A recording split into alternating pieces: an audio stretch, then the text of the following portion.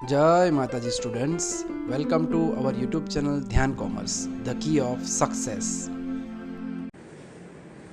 जय माता जी स्टूडेंट्स, बच्चों आज हम देखने वाले हैं हमारे स्मॉल सैंपल टेस्ट में important part paired t test. इसके आगे वाले सेशंस में हम आगे की सिंपल मीन वाली and difference between two means वाली मेथड्स को ऑब्जर्व कर चुके हैं। बट यहाँ पे बच्चों इसमें भी आपको जो डेटा दिया जाता है उसमें नेचुरली दो सैंपल्स दिए जाते हैं। मेन डिफरेंस आपको यही ध्यान रखना है, जब भी डेटा कनेक्टेड हो, यानी जैसे कि अगर आप क्वेश्चन ऑब्जर्व करना चाहो तो मैंने यहाँ पे डिटेल पूरा जो क्वेश्चन है मैं रीड कर लेता हूँ बुक में से, जिनके पास बुक है उनके लिए। An IQ test was administered to 5 persons before and after they were trained। यानी जब भी कोई ट्रेनिंग दी जाती है फर्स्ट एग्जाम के बाद सेकंड एग्जाम, यानी कंपैरिजन अगर करना है आपको एग्जैक्ट उसी सैंपल्स में जितने भी ऑब्जर्वेशंस थे उनका फिर से डेटा कलेक्ट किया जाए, तब जाके हम यूज करते हैं बच्चों पेयर्ड टी टेस्ट। आगे वाला जो क्वेश्चंस थे बच्चों उसके अंदर आपको क्वेश्चन अलग से पूछा जाता था, ठीक है। यहाँ पे आपको क्वेश्चन जो दिया जाता है उसमें दिया हुआ है test whether there is any change in IQ after the training program, यानी ट्रेनिंग के पहले और ट्रेनिंग के आफ्टर में क्या कोई डिफरेंस है। तो इसमें हम बच्चों यूज करते हैं there is any significant difference. इसके लिए हम म्यू यूज करेंगे, mean is equal to 0, no difference, यानी म्यू इज इक्वल टू 0 लेंगे।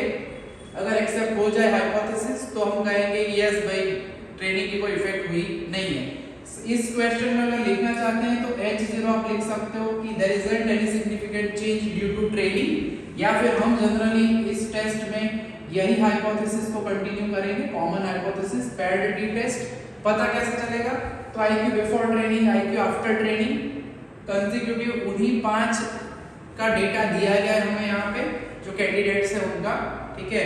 तो अब कैलकुलेशन करने के लिए सिंपली फार्मूला समझ लेते हैं। यहाँ पे बच्चों डी ढूंढा जाता है, डी यानी डिफरेंस। जनरली डिफरेंस के लिए हम जहाँ पे जिस ऑब्जर्वेशंस में ज्यादा ऑब्जर्वेशंस दिए जाए, बड़े ऑब्जर्वेशन, उसका इस्तेमाल करते हैं बच्चों। वैसे तो यहाँ पे एब्सोल्यूट वैल्यू होना चाहिए डी बार, अगर कोई छोटी वैल्यू में से बड़ी माइनस कर दे तो, ठीक है। तो अल्टीमेटली हम ज्यादा ऑब्जर्वेशंस जो बड़े हैं उनको लेने वाले हैं, यानी 120, 180 छोटा है, 125 बड़ा है, 136 बड़ा है। तो 3 ऑब्जर्वेशंस यहाँ पे आप ऑब्जर्व कर सकते हो। आफ्टर ट्रेनिंग में बड़े तो मैं difference according to that concept लूंगा, 120 माइनस 110 पहले मैं दिखा रहा हूँ डायरेक्शन, सो 10, 18 माइनस 20 में पॉसिबल माइनस आ सकता है, 125 माइनस यानी +2, 36 माइनस 2 यानी 4 एंड 121 माइनस करोगे तो दैट विल बी -4। तो बच्चों ज्यादा कुछ हैवी वर्क है नहीं, हमें सिंपली इसका टोटल लेना है।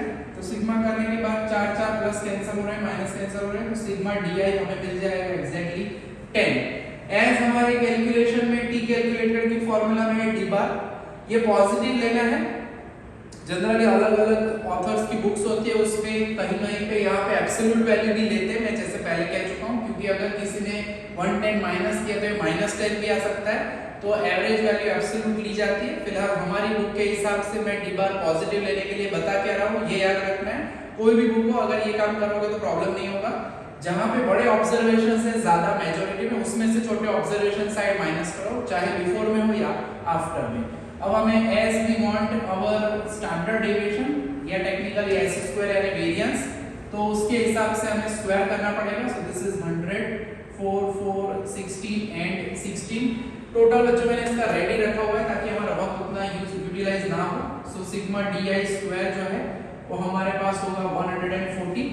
तो सिग्मा DI स्क्वायर आ चुका है। सबसे पहले अब हमें ढूंढना होगा हमारा डी बार यानी mean of the difference upon n यानी यहाँ पे नेचुरली हमें पता है ट्रेनिंग में 5 कैंडिडेट्स दिए, आपको यहाँ पे नंबर लिखने तो कैंडिडेट नंबर भी लिख सकते हो, उसमें कोई कष्ट है नहीं। सो दिस इज 10 डिवाइडेड बाय 5 यानी D bar is exactly 2। Now s square में बच्चों ये आगे भी हम पार्ट ऑब्जर्व कर चुके हैं, 1/n sigma DI square minus sigma DI whole square upon n। Formula याद रखनी है, n यानी हमारे पास है 5 सिग्मा DI स्क्वायर जो कि अभी हमने कैलकुलेट किया 140, DI का स्क्वायर है यानी 10 का स्क्वायर। खास ध्यान रखना है यहाँ पे डी बार नहीं ले लेना है, 2 सीधा डिवाइडेड बाय n यानी 5। So we have 1/5, 140 minus 100 divided by 5, ठीक है, सीधा भी आप लिख सकते हो। So 140 minus 20, so 1/5 of 120, तो एस स्क्वायर बच्चों कैलकुलेटर में अगर हम टोटल करते हैं तो एस स्क्वायर सिंपली डिवाइड करेंगे तो 24 मिलेगा, taking the square root of 24, so that is 4.898 and approximately we can consider it as 4.90.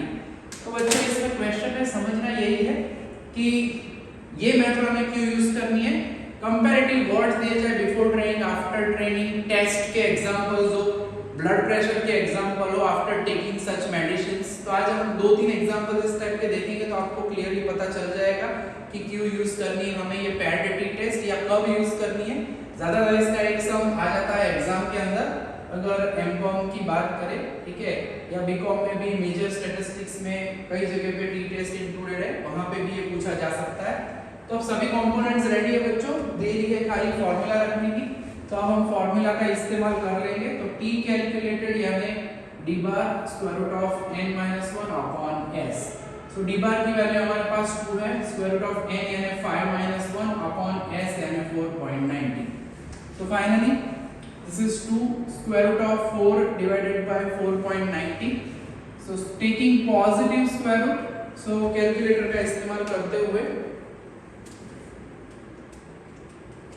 so answer हमें मिलेगा 0.816। so अगर 2 डिजिट में लिखना चाहते हैं हम पॉइंट्स के बाद, जैसे कि ज्यादातर बुक्स में देते हैं 4 डिजिट भी आप लिख सकते हो, तो इट इज 0.82। अब बच्चों जैसे कि हमें पता है degree of freedom for paired T test, यहाँ पे ध्यान रखना है डिग्री ऑफ फ्रीडम जो कि होता है n-1, ठीक है। सो डिग्रीज ऑफ फ्रीडम n-1 यानी 5-1 which is 4। सो नेचुरली जब ना बताया जाए तो एट 5% लेवल ऑफ सिग्निफिकेंस लिया जाता है, एज हमने डिस्कस किया है हर जगह पे, लार्ज सैंपल स्मॉल सैंपल में भी। And for degrees of freedom is equal to 4। T tabulated बच्चों टेबल में आपको वैल्यू देखनी होती है, या अगर आपको एग्जाम में दी जाए तो सीधा वहां से ले सकते हो आप। सो 2.776 एंड ऑब्जर्व कर सकते हैं that T calculated is less than T tabulated, यानी जैसे मैंने कहा था हम यहाँ पे शब्दों में भी लिख सकते हैं कि there isn't any significant difference due to training. IQ जो होता है बच्चों, दिमाग जो है वो ट्रेनिंग से इतना सुधर नहीं रहा है, ये 5 कैंडिडेट की बात है, ठीक है। तो यहाँ पे हम कह सकते हैं दैट H0 इज एक्सेप्टेड, यानी अगर आपको शब्दों में लिखना है वर्ड्स में तो there isn't any significant difference due to training in IQ। Question में उन्होंने यही पूछा है बच्चों, is there any change in IQ? तो हम कहेंगे no, there isn't any change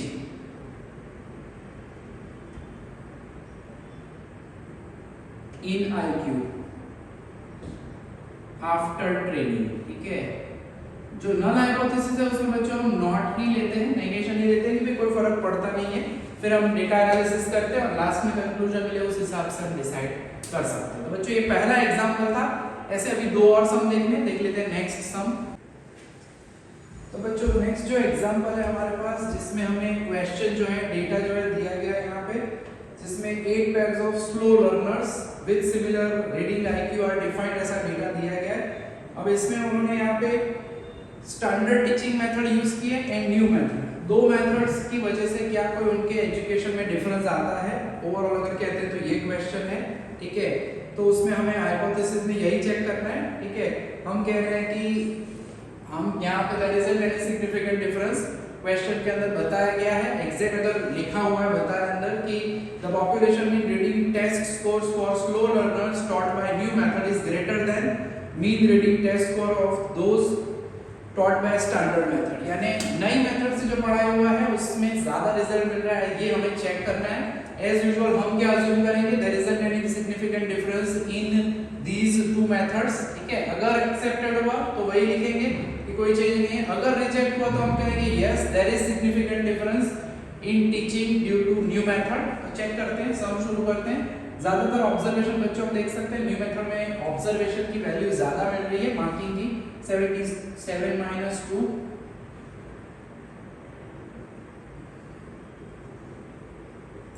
increment यहीं से दिख रहा है बच्चों क्लियरली कि कहीं पे नेगेटिव आया ही नहीं है, नई मेथड में डिफरेंस पॉजिटिव ही मिल रहा है हमें। तो अगर इसका टोटल बच्चों हम देख लेते हैं तो टोटल हमें मिलेगा 35 सिग्मा टी आई, स्क्वायर करते हैं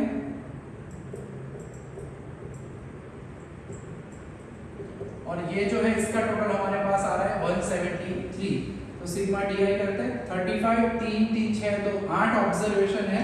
सो सिंपली हम 35 डिवाइड बाय 8 करेंगे तो 4.375 will be the average. D bar की जो वैल्यू है हमें मिलेगी 4.375। अब करना क्या है, हमारे पास एस स्क्वायर की फॉर्मूला है, एस स्क्वायर है 1/n sigma D I square minus sigma D I whole square divided by n। यहाँ पे खास ध्यान रखना है फॉर्मूला में 1/8 सिग्मा डी आई स्क्वायर 173 है, डी आई यानी 35 का स्क्वायर अपॉन 8। सीधा अगर हम करना चाहे तो भी हम कर सकते हैं, जैसे कि मैं कैलकुलेटर में सीधा कर लेता हूँ 35 का square 1225 divide by 8 that is 153.125। उसे मैं माइनस कर दूंगा 173 में से, सो दैट विल बी 19.875। उसे डिवाइड करेंगे 8 से तो दैट विल बी 2.4843। तो विल कंसीडर इट एज 2.24843 या 44 कह सकते हैं। एस निकालना है इसलिए मैंने 4 डिजिट लिखे हैं। सीधा अगर उसका ही आप स्क्वायर रूट निकालोगे तो दैट विल बी 1.58 अप्रॉक्सीमेटली, ठीक है 1.576 दिया जा रहा है तो 1.58 आ चुका है बच्चों। अब सीधा टी कैलकुलेटर की फॉर्मूला यूज करेंगे, D bar in under the root n-1 upon s। D bar की वैल्यू हमारे पास है 4.375 square root of 8-1 upon s यानी 1.58, सो 4.375 8-1 यानी मैं सीधा बच्चों स्क्वायर रूट निकाल लेता हूं, दैट इज 2.6455 कह सकते हैं अप्रॉक्सीमेटली अपॉन 1.58।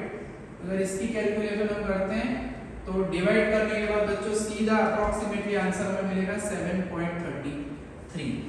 तो कैलकुलेशन तो हो गई है, calculated value as we know that degrees of freedom की फॉर्मूला n-1 है, 8-1 यानी 7। So at 5% level of significance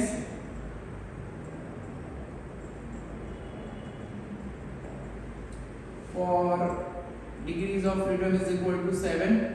T tabulated बच्चों टेबल की वैल्यू मेरे पास रेडी है यहाँ पे, that is 2.365। therefore naturally 7.33 greater than है, so we can say that t calculated is greater than t tabulated। यानी उन्होंने जो क्वेश्चन में हमें पूछा था बच्चों कि पॉपुलेशन मीन का रीडिंग स्कोर जो है वो स्लो लर्नर के लिए न्यू मेथड से ज्यादा है, तो हम कह सकते हैं yes there is significant difference. हम इसी तरह से याद रखेंगे, there is significance difference between test scores obtained from standard method and new method।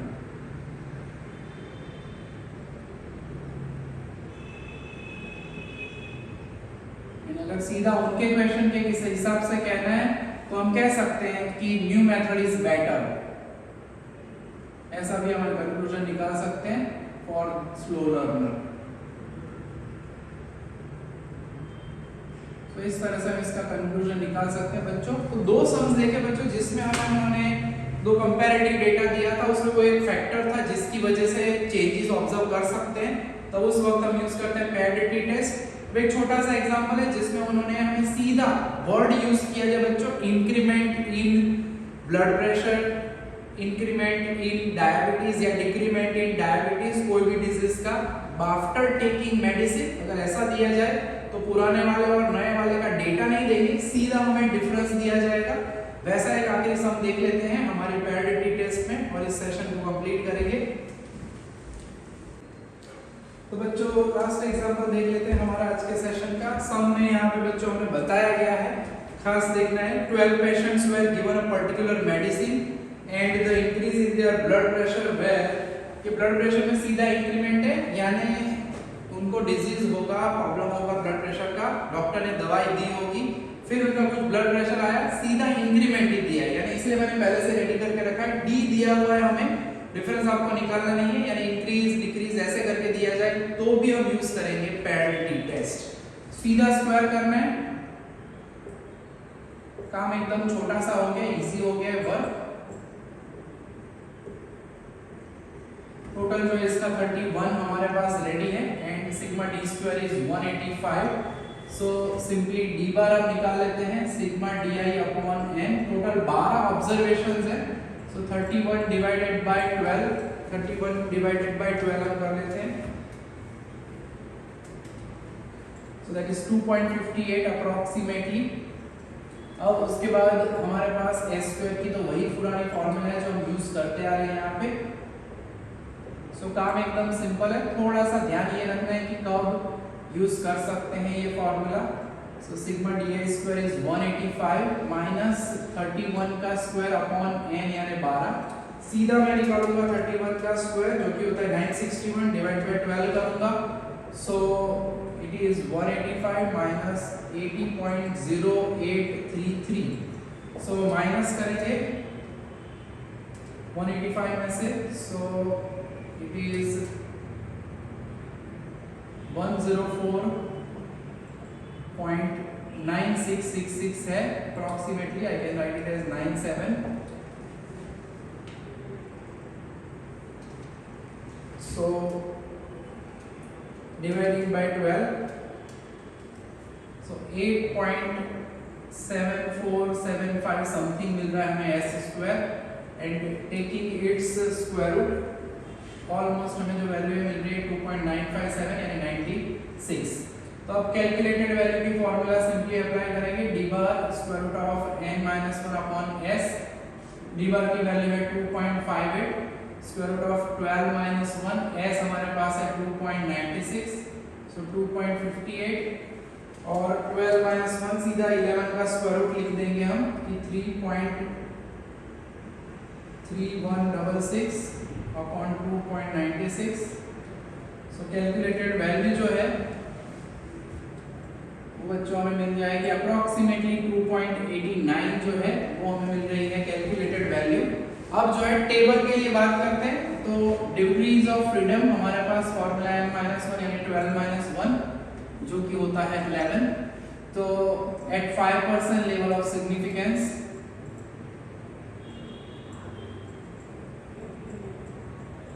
For degrees of freedom हमारे पास है 11। टी टेबुलेटेड वैल्यू बच्चों, टेबल में आपको अगर वैल्यू ऑब्जर्व करनी तो 2.201 अप्रोक्सीमेटली होगी। देयरफॉर हम यहाँ कह सकते हैं calculated value is greater then tabulated. And natural है बच्चों, अगर आप ब्लड प्रेशर इंक्रीमेंट करने के लिए टैबलेट्स लेंगे, मेडिसिन लेंगे तो इंक्रीमेंट तो होगा ही, यानी जो हम अज्यूम कर रहे थे there isn't any significant difference, वो गलत है। तो हम कह सकते हैं yes there is increase, x0 is rejected लिखना जरूरी है बच्चों, ये बोलना नहीं है। एक्सेप्टेड और लेस देन हो तो एक्सेप्टेड।